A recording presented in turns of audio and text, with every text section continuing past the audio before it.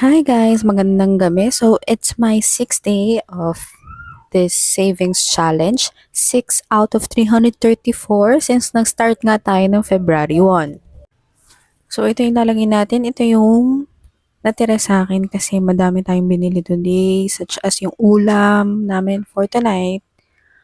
Tapos yung pamasahe ko papuntang place kung saan ako nag-exam for my application. O, nag-apply tayo para sa promotion. So, dito tayo sa pang 6 slot. Ayan, nalagyan ko na nga eh. Lagyan natin ng tape. Oops.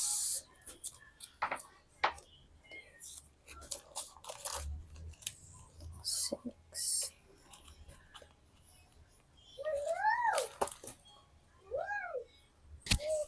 Bala ko nga pala ba yan, after month, talagay ko to sa mga e-wallets ko. Para naman kumikita, sayang din naman yung mga tinutubo nun, di ba?